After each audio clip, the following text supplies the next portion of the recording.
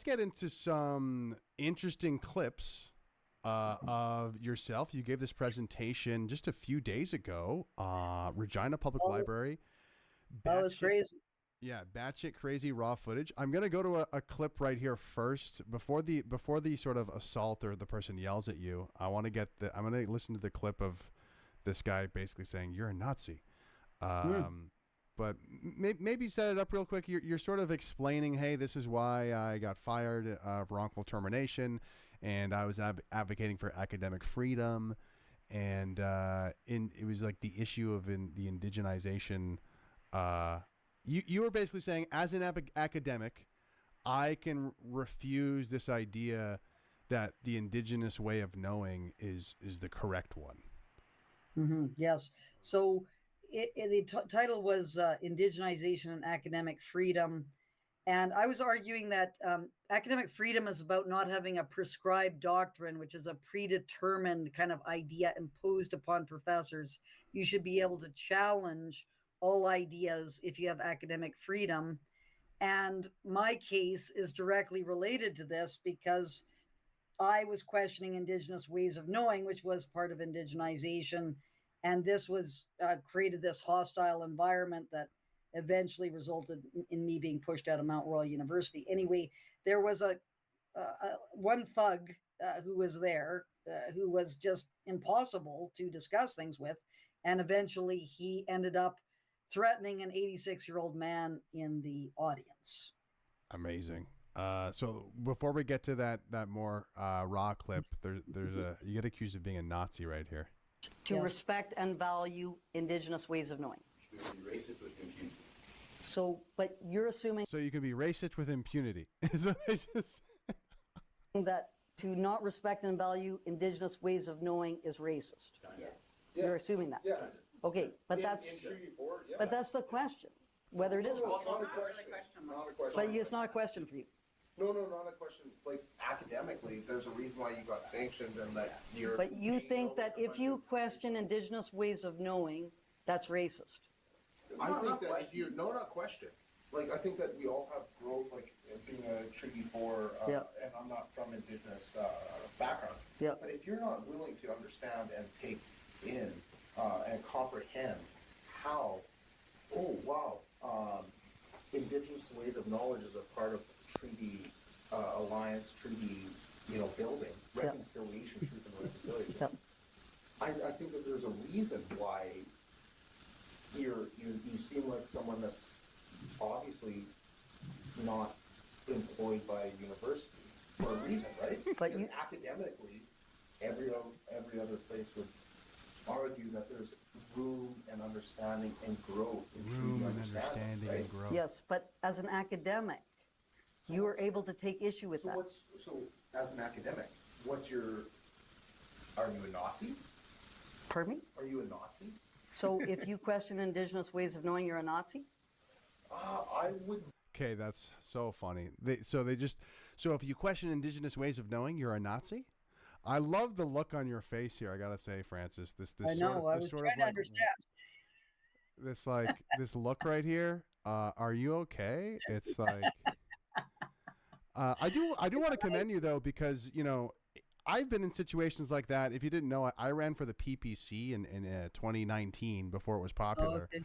And, so you can imagine what it's like. I'm in a debate stage and with 200, 300 like rabid progressives in front of me who just hate my guts.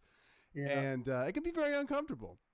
Very uncomfortable. But I do commend you for going into those spaces and simply speaking your mind. And you do have a lot of, you're very, respectfully stubborn and bold. And this is the truth. These are the rules. Yeah.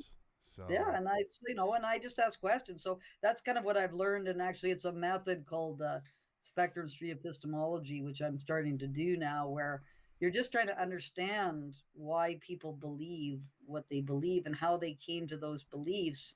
And it's a great thing to do because you're just trying to get people to articulate their position. And people are not doing that anymore, right? And I also did a session at the University of Regina after I got canceled. And it was great because I was actually able to go in there with my colleague Lloyd Hawkeye Robertson, who's a Indigenous psychologist, who's a very kind man and very wonderful man, and we were able to sort of communicate. We had some communications that we were Was this that we just were able to engage in. So it's all good. Like if we can just get people to talk about things a bit more and have other people sort of watch, then I think we could develop a little bit better understanding of many of these contentious issues than we currently have right now. Because right now, there's just all this people yelling past one another, and people don't really understand the perspectives people have. And I just want to figure out these perspectives and stop, sort of, what is it when you just a straw manning people, like having all these straw men that you set up, which is not the case at all as to what people actually believe. The people aren't trying very hard to try to understand one another. do debate clubs still exist in universities? I have no idea. I've tried to do debates are a little bit odd in that often you have people arguing for positions that they don't believe in themselves, and I don't really think that's a very good idea. If you have to do it, you have to do it. But what this is actually getting people to state what they believe is true. Mm-hmm. And you can't do that on university campuses anymore. Everyone is so afraid to put forward their actual view that no one really has a good grasp of what the actual arguments are anymore. It's quite shocking. And these students at the University of Regina, and that was the other thing, is there's a professor there who wouldn't identify himself, who was brought his class to basically castigate me. And, that's not a good way to approach these discussions. And he should be ashamed of himself, what he was doing there, using his students as weapons against another professor, which unfortunately is isn't that all that uncommon these days. This is what you're referring to, right? The University of Regina earlier this week. So I think I have the clip here where this student in the gray shirt kind of, well, let's see what happens here. So this is on campus. On University of Regina. University of Regina. And they're trying to explain the street epistemology. I don't think that this experiment, this whole social demonstration, I don't think this shows anything. I think it's just creating more division between us. I think it's just a way for me to stand somewhere, you to explain my point to the camera, and then for you to get to spout off your bullshit. Well, that would raise the question, why do you think it's bullshit? Because it's not. Because we're standing here and talking about academic freedom, about freedom of speech. Freedom of speech is not freedom of consequence. You are allowed to stand here and say these things, and you are not being prosecuted by the government. Freedom of speech includes your university saying, no, you're kind of dumb, and fire it. Well, is that what you think happened? Yeah. That my university said you're kind of dumb and fired it? I think they had to use a lot more flowery language because they wouldn't get away with that. But I think I can stand right here and say you're dumb for saying that. You know that the arbitrator said that I was wrongly terminated? That sucks. What do you... She said, do you know that the arbitrator said that I was wrongly terminated? And she's just like, that sucks. Kids think this stuff is like funny, right? Like they think it's funny, like, haha, like I don't care about the rules. And it really is a mob mentality. What's it like kind of confronting that mob and kind of seeing these young animated people, the young bright minds of today, basically being like, haha, like you lost. I don't care. Like your view isn't popular. You lose. What's it like to see this happening at a university of all places? Yeah, well, there's not a very high level of intellectual content that's going on, but this method that Peter Boghossian is the person who has perfected this, and I've been watching a lot of his material. It's fantastic because it does get people to articulate their positions. And often what you find is they don't really have a well substantiated argument for what they believe. And one hopes that they'll go away from that and sort of think a little bit about that. Like, that's the hope. I had a long conversation with another woman who was very nice, but she just thought that I was not, being nice enough and that sort of thing. That was basically her argument. But she wanted survivors to be believed. That was what she was saying. That was important. And so I brought up the example of Billy Coombs, who was one of the main figures in the Kamloops case about the remains, the claim that the remains of 215 children had been found, when it turned out that it was just anomalies on the GPR, and it's likely septic tiles that were laid on the site in the 1920s. That's likely because not one parent has said that their child went missing from the residential school. So who would the 215 children who are buried there be? Anyway, I mentioned Billy Coombs had said that Queen Elizabeth II had abducted 10 children from the Kamloops Indian Residential School in 1964. And I said that it was shown through fact checking that Queen Elizabeth wasn't even in Kamloops that year. She was in Eastern Canada. And this woman was saying, well, the Queen can sort of do anything, and she can control the newspapers, and she can, and I'm going, you think that's a plausible? Like, the Queen, if people watch what happens on royal visits, the Queen doesn't have a lot of time to go by kidnap herself. Kids. She's busy. doing ceremonies of bashing bottles against ships and all. She's doing that. She's not abducting children, and that doesn't make any sense. But this woman could not. She couldn't. I couldn't communicate with her about that, and I'm hoping she's going to go away, and once it settles a little bit, and she's not faced with this obvious contradiction that she's dealing with, that she's going to start to, it'll have a bit of, have an impression upon her. But you have to be patient. You have to be very patient, and people are not patient. And that's what I'm learning is that, I'm not trying to change anyone's mind. I'm trying to get them to understand the reasons for why they believe what they believe more. And that should be able to help them to think critically, think a little bit more critically. So that's kind of the task now. And it's got a great thing, because what happens in universities now, and this has happened time and time again, is because they rent you space, they just decide to withdraw that. And it's not clear whether they can be forced to rent you space. So now you don't need space. You just go in with your portable sound system and your mats, your agree and your strongly agree and your neutral, and just lay them out on the ground and have your sound system and go around and ask people why they're standing on the strongly agree mat when the claim is the remains of 215 children were found at the Kamloops Indian Residential School. That's the claim. And if they strongly agree with that, then what are their reasons for that? So this is a very, very good way to get into the university system and to get everyone discussing things and not just yelling at one another and telling them that they're a racist and a transphobe and whatever other these accusations that are being thrown around. Yeah, I mean, it's well intended. I hope that you have some success with it, but I don't like Francis. I'm already having success. You are. We did great things at the University of Regina. People should watch that Spectre Street epistemology. I did one with Kathy Drake, a very courageous student at Mount Royal. Mm-hmm. We did, you must have truth before you can have reconciliation. That was the claim.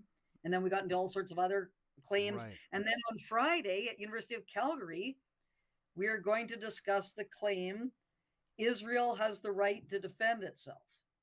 That's the claim. Okay. That sounds exciting. See what people say about that. Yeah, I mean, that's definitely a spicy topic. I made a video about it recently, and I feel like there's a lot of Canadians who are just afraid to even have an opinion. Like if they have an opinion, it's either going to be all the way to one side of I support Palestine, or all the way to the other side of I support Israel. And it's almost like the most dangerous position is to have a nuanced one. Yeah, well, neutral. So that's the thing when you start with a claim in spectrum street epistemology, you get everyone to go to the neutral position. And, sometimes you're going to take the neutral position just because, like that claim, Israel has the right to defend itself. I find that a very confusing kind of claim because there's so many facets to it that I'm not exactly sure where I would stand on that. And I might, if I was very confused, I might just go to neutral and say I'm in neutral because I don't really understand the claim very well, and I need to have it kind of more specific. Yeah, I need it more specific. What does that mean? Mm-hmm. And what does the right mean, or what do we mean by defend yourself? Does defend yourself mean that you go and carpet bomb a whole entire population, including their hospitals and their schools and everything like that? Is that defending yourself? I don't know, like these kinds of things. So, but that's what we're trying to do, is to get like to tease out the reasoning that people have, rather than just having this I'm right, you're wrong, shut up, you're not allowed to say Is this. there, I mean, it is great because it's taking it's almost like, taking someone by the hand and going step by step of like, okay, how do we construct, statements about how we believe the world is, or but do you have a sort of remedy for what I'm sure has happened over and over again with so many interactions? We saw it on a clip earlier where they say, well, like when you kind of start to ask the questions, well, are you a Nazi? You're not, you're just a racist. How do you deal with that situation? How do you sort of... you answer it with a question? So why is that? Why do you think that makes me a Nazi? What do you, first of all, what do you mean by Nazi? So that person probably wouldn't even be able to articulate what they mean by Nazi. Right. So, and the other thing about spectrum street epistemology, you spend a lot of time repeating what the person has said to make sure you understand what they're talking about. Right. So if I had been able to have a conversation with that guy, that thug, I don't know what he would have said to the question, what do you mean by Nazi? He would have said something like, it's someone who thinks it's okay to oppress indigenous people, and by long explanation.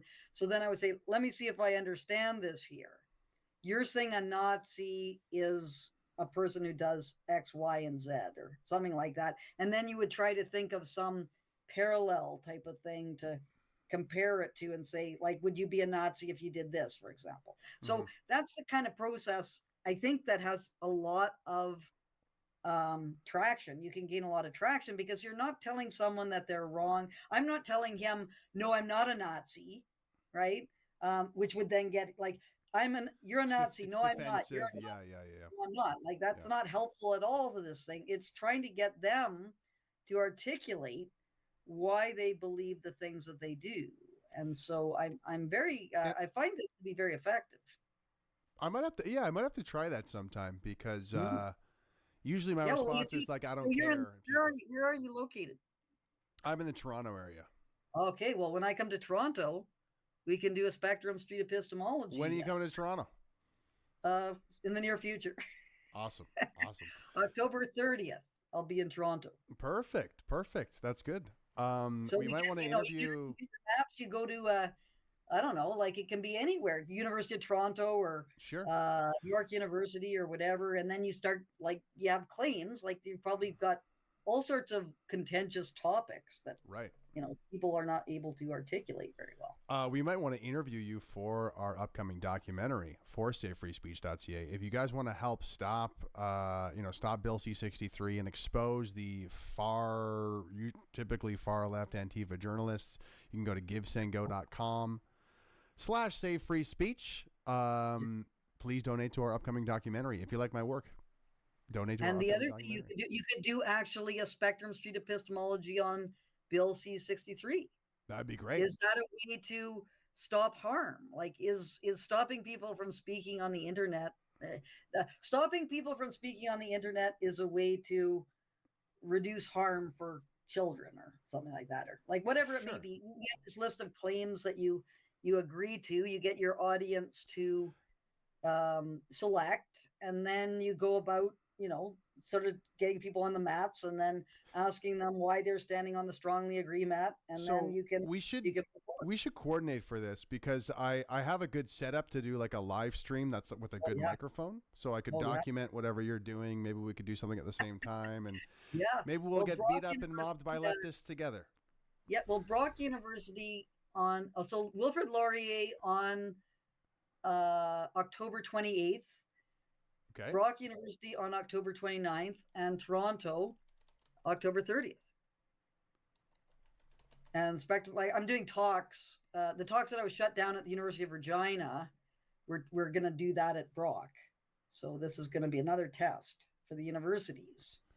Okay, so we're going to talk all about Bill C-63 in just a minute, and free speech, and kind of start to wrap stuff up. But I do want to react to this clip though of at 34 minutes and 40 seconds, a thug tells an 86-year-old man to shut the fuck up, and then proceeds to threaten him physically. The event eventually was shut down. Okay, so this is 40 seconds before that. I kind of want to see the build up to it. Here we go. Yeah. Opinion unjustly dismissed, but let me talk a little bit about let me talk about my background. Excuse me. Let me talk a bit about my background, please, and then you can ask me questions too if you like. I'm looking at indigenization is a prescribed doctrine. Here's the point. I just want to make one point, and I'm going to turn it back over.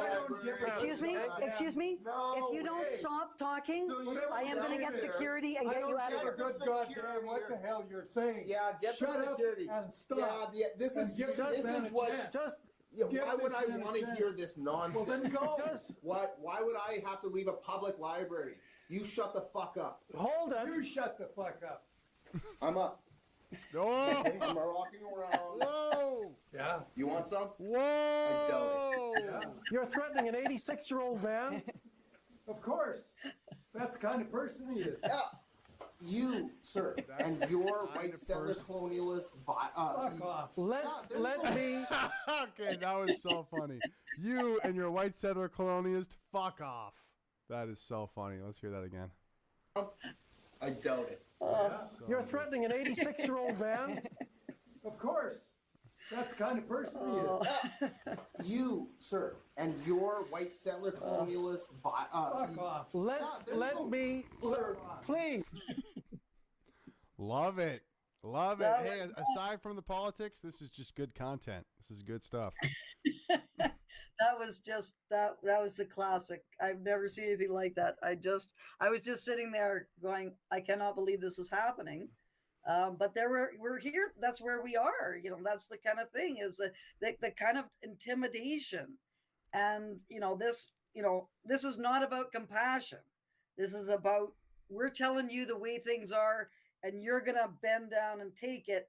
Otherwise, we're gonna assault you. Like, that is basically it. And so that was just complete that was revealed everything that's going on in a very short space of time. But this man, I just gotta love him. He's up for it. Yeah. He's not gonna take any of this crap. And that's kind of fortunately nothing happened, but it was a bit. Everyone was completely. And then the worst thing about it is that thug was threatening people. He was pretending that he was the victim, and that he was. And it's like, how could you even think that? You are completely impossible.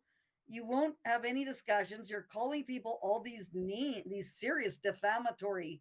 To call someone a Nazi, this is a serious accusation. And then for him to just, be just doing this, all over the place was really quite shocking.